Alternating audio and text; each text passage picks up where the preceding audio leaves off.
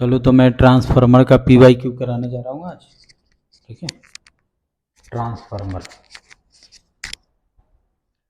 तो पहले मैं एक बार रिवाइज करा देता हूँ ट्रांसफार्मर को। देखो, ट्रांसफार्मर में एक फॉर्मूला होता है, एक जाई एस अपॉन में एक जाई P is equal to N S upon में एन पी। एक जाई एस क्या है, इंड्यूस्ड ईएमएफ इन सेकेंडरी, एक जाई पी क्या है, इंड्यूस्ड ईएमएफ इन प्राइमरी, और एन एस क्या है, number of turns of secondary, N P क्या है, number of turns of primary. ठीक है, ये चीज़ है। एक कब है, इसके लिए क्या कंडीशन है, जब प्राइमरी का रेजिस्टेंस हम नेग्लिजिबल कर दें और सेकेंडरी का सर्किट हम क्या रखें, ओपन रखें, उसके लिए कंडीशन है। और एक कंडीशन है एक जाई एस अपॉन में एक जाई P is equal to N S upon में N P is equal to I P upon में आई एस। एक कब है, जब ट्रांसफार्मर 100% इफिशियंट हो। फर्स्ट कंडीशन जो इसके लिए है वो भी सेटिस्फाई हो, साथ साथ ये ट्रांसफार्मर क्या होना चाहिए, 100% इफिशियंट होना चाहिए, यानी कि output power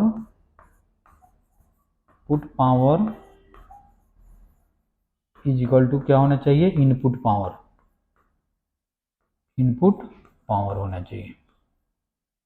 output power is equal to क्या होना चाहिए, इनपुट पावर होना चाहिए, उसके लिए फॉर्मूला है। ठीक है, उसके बाद में हमने बताया था energy loss in actual transformer, some energy loss due to some following reasons. First में लिखाया था फ्लक्स लीकेज। फ्लक्स लीकेज में हमने बताया था कि जो भी फ्लक्स होता है प्राइमरी के चलते वो सभी का सभी सेकेंडरी से पास नहीं होता है due to air gap in core. ठीक है, तो इसके लिए हम क्या करते हैं, फ्लक्स लीकेज को कम करने के लिए, रिड्यूस करने के लिए एक, यानी कि प्राइमरी और सेकेंडरी एक ही पे हम वाइंड करते हैं, जो इसको हम बोलते हैं सेल टाइप ट्रांसफार्मर। ठीक है, सेकेंड में होता है रेजिस्टेंस ऑफ प्राइमरी, यानी कि जो प्राइमरी का रेजिस्टेंस है उसमें क्या होगा, हीट प्रोड्यूस होगा जिसके चलते एनर्जी लॉस होगा। तो उसको हम रिड्यूस करने के लिए क्या करते हैं, कॉपर थिक वायर लगा देते हैं। कॉपर का क्यों, क्योंकि कॉपर का रो क्या होता है, बहुत ही कम होता है, और थिक वायर यानी कि क्रॉस सेक्शनल एरिया ज़्यादा कर देंगे तो रेजिस्टेंस कम हो जाएगा, इससे heat loss I square R क्या हो जाएगा, कट डाउन हो जाएगा, heat loss per unit time. ठीक है, थर्ड में हमने बताया था एडी करंट। एडी करंट क्या होता है, जब कोई सीट या बल्क मटेरियल में जो करंट प्रोड्यूस होता है, जैसे मान लो कि ये कोई मेटल सीट है या कोई मेटल का मान लो कि प्लेट है, इसमें अगर बल्क, इसमें जो करंट प्रोड्यूस होता है due to change of magnetic flux, अगर इसमें मैग्नेटिक फ्लक्स में चेंज करूं तो डेफिनेटली इसमें क्या होगा, करंट प्रोड्यूस होगा, उस करंट को हम बोलते हैं एडी करंट। ठीक है, तो जो सॉफ्ट आयरन कोर जिसमें हम वाइंडिंग्स किए हुए हैं प्राइमरी सेकेंडरी का, इसमें एडी करंट प्रोड्यूस होता है। उस एडी करंट को रिड्यूस करने के लिए हम इसमें क्या करते हैं, लेमिनेट कर देते हैं, यानी कि इतना एक थिन कर दिए, यहाँ पे लेमिनेट कर दिए, फिर इतना कर दिए, फिर लेमिनेट कर दिए, यानी कि एक लेयर कर दिए, फिर लेमिनेशन कर दिए, फिर एक लेयर कर दिए, लेमिनेशन कर दिए, लेमिनेटेड सीट लगाते हैं। जैसे मान लो कि एक ए सीट है, इस पर हमने लेमिनेट करके एक दूसरा सीट ऐसे लगा दिया, फिर इसको लेमिनेट करके एक तीसरा सीट ऐसे लगा दिया, इस टाइप से हम बना देते हैं ताकि एडी करंट क्या हो जाए, कम हो जाए। ठीक है, यही सब है। तो चलो अब हम क्वेश्चन शुरू करते हैं, और क्वेश्चन है इसमें 58 से 68 तक, मोस्टली तो जाना पहचाना ही है।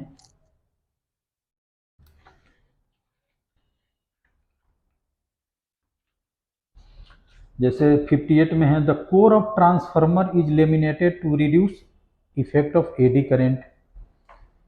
59 में है, laminated core sheet are use to minimise eddy current in the core. ठीक है, उसके बाद में है 60, क्वेश्चन नंबर 60, ये मैं करता हूँ 60 का 180 का अच्छा क्वेश्चन है। हमने बताया था ऐसे फ्रीक्वेंसी हो और ओमेगा हो, और ये क्या है, जेड है, सीरीज एलसीआर सर्किट में, तो इसका ग्राफ कुछ ऐसे होता है, और ये होता है ओमेगा नॉट और न्यू नॉट, और यहाँ पे इम्पीडेंस क्या होता है, मिनिमम होता है, और मिनिमम इम्पीडेंस आर के इक्वल टू होता है, मिनिमम इम्पीडेंस आर के इक्वल टू होता है, तो ये आर के इक्वल टू होता है। तो इस रीजन में यहाँ से यहाँ तक क्या होता है, एक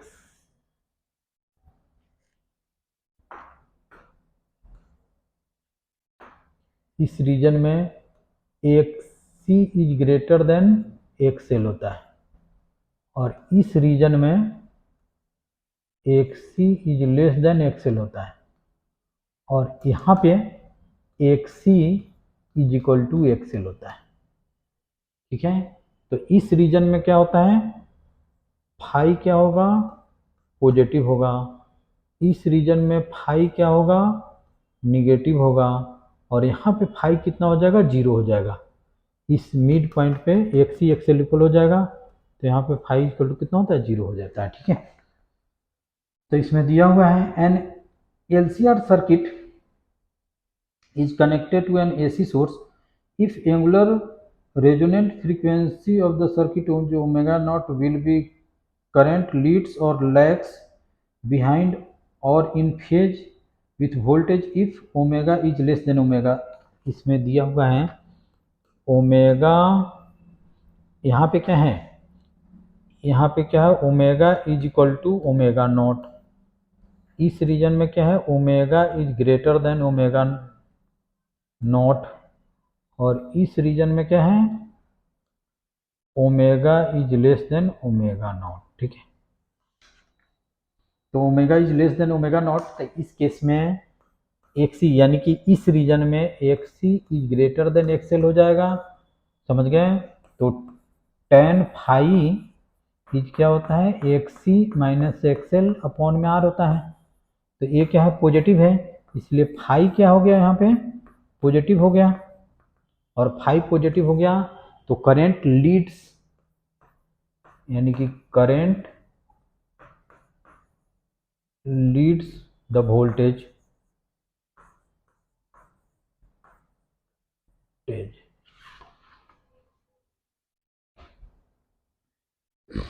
ये तुम्हारा 60 का 1 है।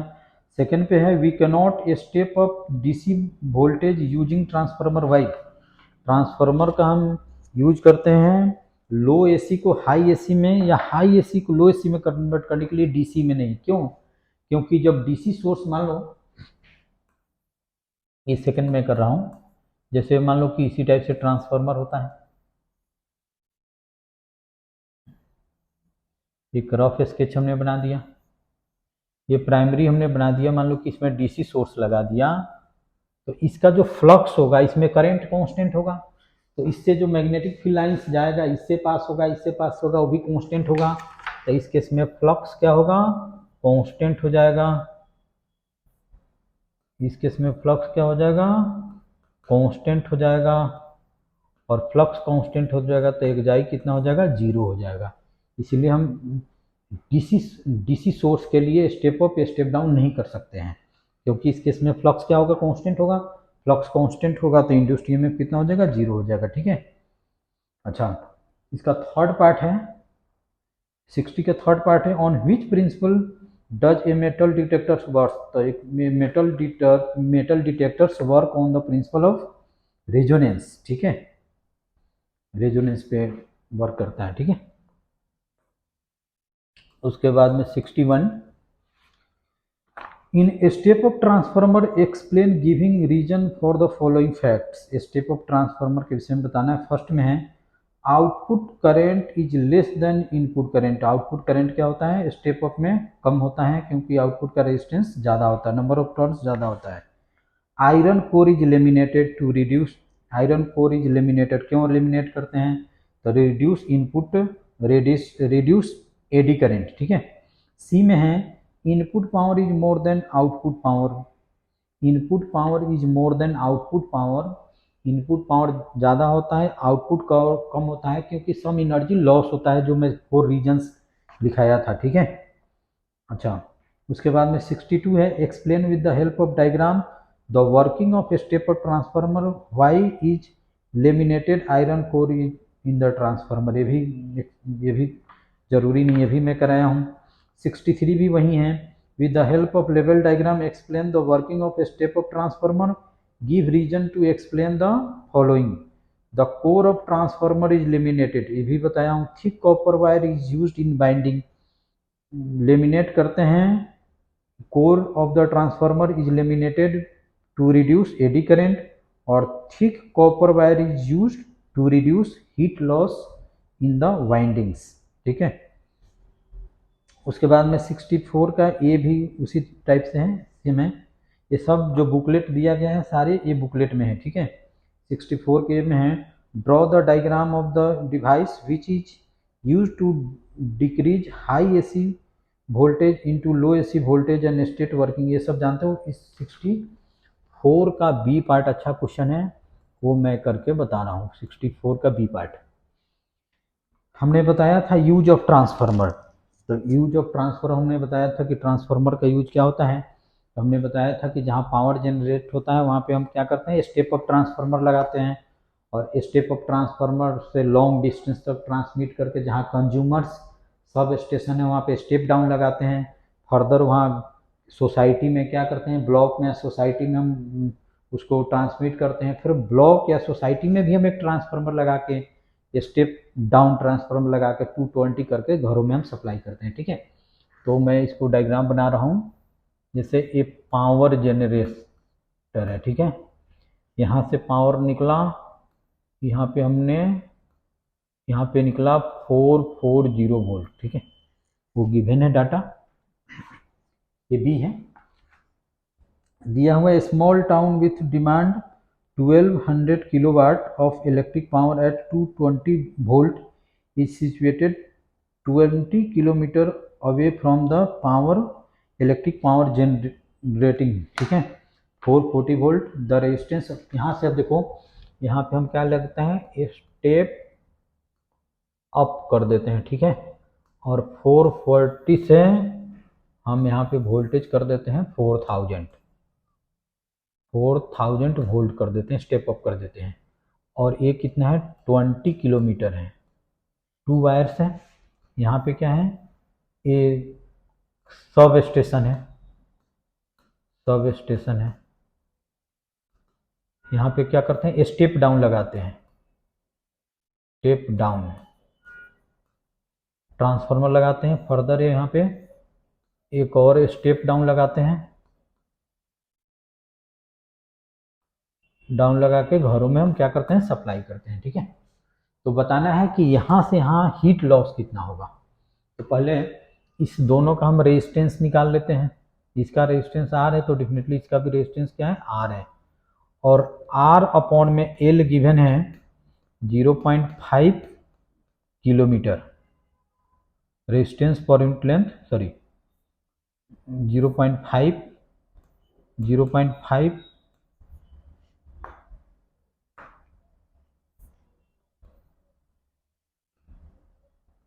0.5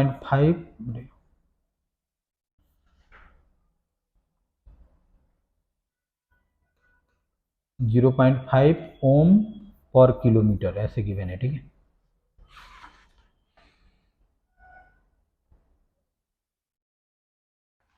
ठीक है। तो ए कितना है, 20 किलोमीटर, ए भी कितना है, 20 किलोमीटर। तो टोटल लेंथ कितना हो जाएगा, 40 किलोमीटर। तो resistance equal to 0.5 into L कर देंगे, तो ये कितना कर देंगे, 40। ठीक है। तो इससे इसको कट कर दो तो कितना हो जाएगा, 20 ओम हो जाएगा। रेजिस्टेंस कितना हो जाएगा, 20 ओम। अब इसमें हीट कितना जनरेट होगा, तो ये कितना होगा, हीट पावर लॉस कितना होगा, यही हमको निकालना है। Estimate the power loss. तो यहाँ पे पावर लॉस कितना होगा, तो लिख दो वी स्क्वायर अपॉन में आर। वी कितना है, 4000 का स्क्वायर कर दो, 1000 का स्क्वायर अपॉन में कितना हो जाएगा, 20 हो जाएगा। इससे इसको कट कर दो, इसको कर दो 200, तो 800 किलो वाट इतना पावर हो जाएगा। ठीक है। यानी कि पावर लॉस कितना हो जाएगा, 800 किलोमीटर। एक और क्वेश्चन पूछा गया है कि इस पावर स्टेशन को कितना यहाँ पे सप्लाई किया जाए कि यहाँ पे जो आउटपुट पावर हो वो हो जाए तुम्हारा 1200 किलोवाट। तो पावर सप्लाई, ये पावर लॉस है, ये P इक्वल टू क्या है, पावर लॉस है।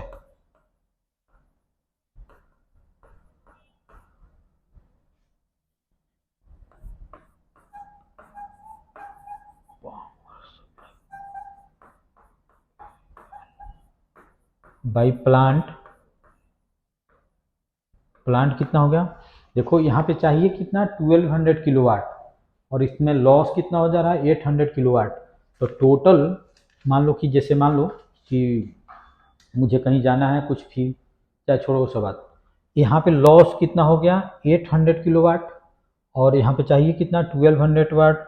तो यहाँ से हम सप्लाई कितना करेंगे 800 किलोवाट प्लस 1200 किलोवाट, तो कितना हो जाएगा 2000 किलोवाट यहाँ से सप्लाई करेगा। तो 800 कितना हो जाएगा वो किलोवाट यहाँ पे लॉस हो जाएगा और 1200 यहाँ पे वो पहुँच जाएगा। ठीक है, तो ये अच्छा क्वेश्चन है।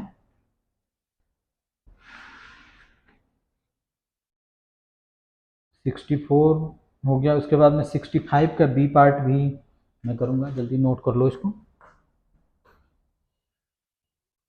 65 का बी पार्ट, ये पार्ट थ्योरी ही है, मैं रीड कर देता हूँ। Draw the level diagram of step up transformer, obtain the ratio of secondary to primary voltage in terms of number of turns and current in the voltage. ठीक है, ये पार्ट तो करिए दोगे। बी पार्ट में देखो, बी पार्ट में given है देखो ट्रांसफार्मर में दो वोल्टेज गिवन है और कहे कि ये स्टेप अप है, तो जो सेकेंडरी का उसमें दो वोल्टेज गिवन है, तो जो हायर वोल्टेज है वो क्या हो जाएगा, एक जाई एस हो जाएगा स्टेप अप में, और जो लोअर हो जाएगा एक जाई पी हो जाएगा। स्टेप डाउन में अगर दो वोल्टेज गिवन है तो एक जाई पी क्या हो जाएगा, हायर वोल्टेज हो जाएगा, और एक जाई एस क्या हो जाएगा, लोअर वोल्टेज हो जाएगा। ठीक है, तो चलो हम करते हैं। इसमें दिए भी गिवन है दिया हुआ है, power transmission line feed input power at 2200 यानी कि 2200 volt to a step down transformer with primary windings, यानी कि इसमें गिवन है N P equal to 3000। Find the number of turns of secondary, N S हमको फाइंड करना है। Secondary power output, यानी कि देखो इसमें गिवन है स्टेप डाउन और दो वोल्टेज गिवन है, एक 220 और एक 2000। तो एक जाई एस कितना हो जाएगा 220 वोल्ट हो जाएगा और एक जाई पी इक्वल टू 2200 हो जाएगा वोल्ट। अब एन एस निकालना, फॉर्मूला पुट कर दो, तो एक जाई एस अपॉन में एक जाई P equal to N S upon में एन पी, और इसमें पुट करके सोल्व कर दो। ठीक है, उसके बाद में 65, उसके बाद में 66 है। 66 में भी ये क्वेश्चन करना है। 66 में है, फर्स्ट पार्ट है draw a level diagram of step of transformer, state principle of its working. Same है, express number of turns ratio in voltage, यानी कि एक जाई एस अपॉन में एक जाई P equal to N S upon में N P. Find the ratio of primary to and secondary currents in terms of ratio of ideal transfer, number of turns में करना है, यानी कि एन एस अपॉन में N P equal to I P upon में I S. ठीक है, ये थर्ड पार्ट। फोर्थ पार्ट किसका है वो मैं करके बता रहा हूँ। फोर्थ पार्ट में गिवन है the primary coil of an ideal transformer is 100, यानी कि N P equal to given है 100।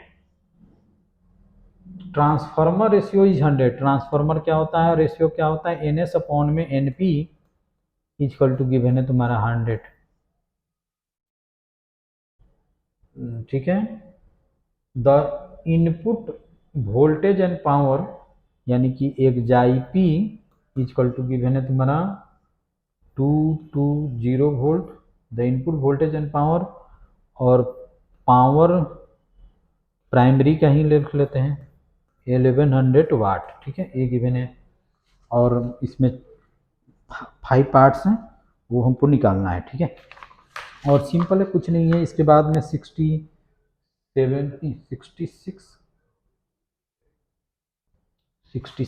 एक मिनट, एक गलत क्वेश्चन हमने रीड कर लिया। 66 का 4 पार्ट में कर रहा हूँ। इसमें दिया हुआ है how much current is drawn by the primary, यानी कि I P equal to what of the transformer connected to 220 volt supply when delivered. जैसे एक जाई पी इज जो कनेक्टेड होता है वो क्या होता है, प्राइमरी होता है, वो 220 वोल्ट गिवन है। और एक जाई एस गिवन है तुम्हारा 110 वोल्ट। और पावर आउटपुट गिवन है तुम्हारा 550 वाट। पूछा जा रहा है how much current is drawn by the primary of the transformer, primary connected to इतना, when it is delivered to the power, इतना निकालना है, ठीक है।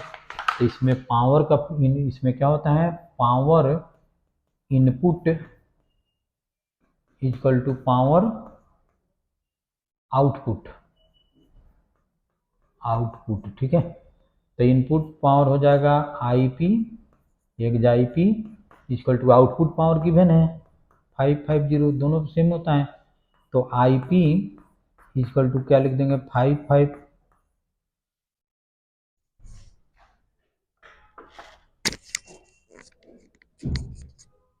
चलो अब इसको बंद करते हैं, पावर ऑफ हो गया, ठीक है।